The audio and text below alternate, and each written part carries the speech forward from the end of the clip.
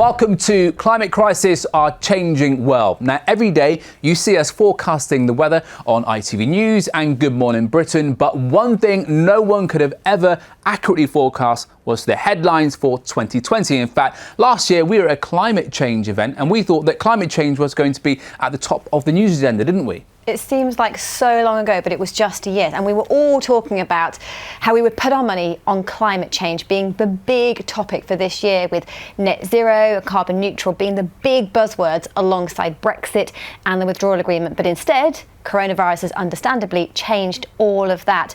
But 2020 has also proven to be a defining year for the future of our planet. So let us bring you up to speed on what has happened when the world understandably had other things to worry about. News of the virus emerged at the start of the year, just as the planet recorded its hottest January on record. The southern hemisphere warmed up at an alarming rate, and wildfires ravaged vast areas of Australia. And as the virus spread, dominated the headlines, Antarctica recorded its warmest day ever, leading to melting ice and rising sea levels. Close to home, meanwhile, the UK had its wettest February on record, with a series of storms bringing widespread flooding. March proved to be the second warmest month ever recorded globally as the UK's nationwide lockdown began following the first confirmed death in a care home at the start of the month. As these events naturally dominated the headlines, there wasn't time to tell you the dramatic environmental news that the UK's CO2 emissions had fallen by almost a third, to levels last seen back in 1888. 7 years of consecutive carbon cuts for the UK is a huge deal. It comes about because the use of coal is in decline and electricity supplies continue to switch to low carbon and renewable sources. But Alex, it wasn't just the UK where emissions fell. In China, emissions fell by 25% in March alone, and it happened again across major cities all around the world. That's like unheard of. It was a head-spinning start to the year. News on extreme weather was understandably drowned out by unimaginable headlines. The Queen's broadcast to the nation, Boris Johnson fighting for his life in hospital, and then the fallout from Dominic Cummings' infamous trip to Barnard Castle. Yes. We had record-breaking sunshine in April and in May, and in fact we had the sunniest spring ever recorded. And many people noticed that during lockdown, the environment benefited from the break to regular life when we stopped and looked up. There were fewer planes in the sky, fewer cars on the road, big industry paused, and the air around us was cleaner. And around the world, pollution levels in China were at their lowest for 15 years. People in northern India could see the Himalayas for the first time in 30 years. And endangered turtles in Thailand were thriving on deserted beaches. Plus, animals roamed around town. Some said the earth was finally healing. April also became the third month in a row to rank the second hottest on record for the globe. Not only that, Arctic sea ice coverage levels were drastically low, around 6.5% below average. That matters because melting sea ice raises sea levels and contributes to warmer water temperatures. So it came as no surprise that our ocean temperatures in April were also the hottest since records began. The surface temperature was 1.49 degrees Celsius above the 20th century average. As ever, while the numbers sound low, the impact on the environment is enormous.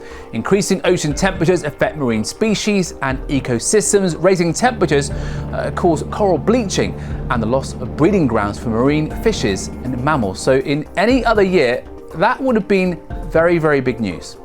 And just as lockdown started to ease, it appeared emissions were bouncing back to similar levels or even rising in some instances. This worrying given the suspension of travel and industry in recent months. June saw the highest level of carbon dioxide in our atmosphere.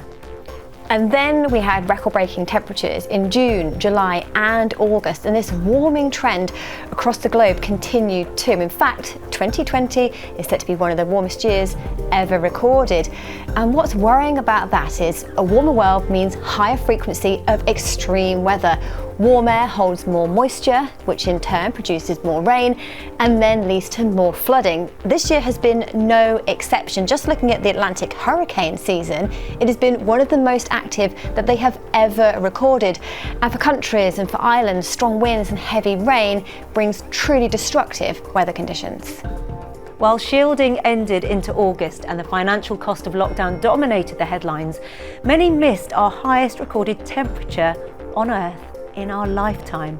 Death Valley in Nevada saw to an astonishing 54.4 degrees, and record-breaking wildfires raged across the world. Autumn saw California and Oregon skies turn to thick smoke and ash, and abnormally high temperatures led to intense fires as far north as Siberia. Flash flooding meant hundreds and thousands of people had lost their homes in South Sudan. Now, one question we get asked a lot is the fall in emissions a good thing?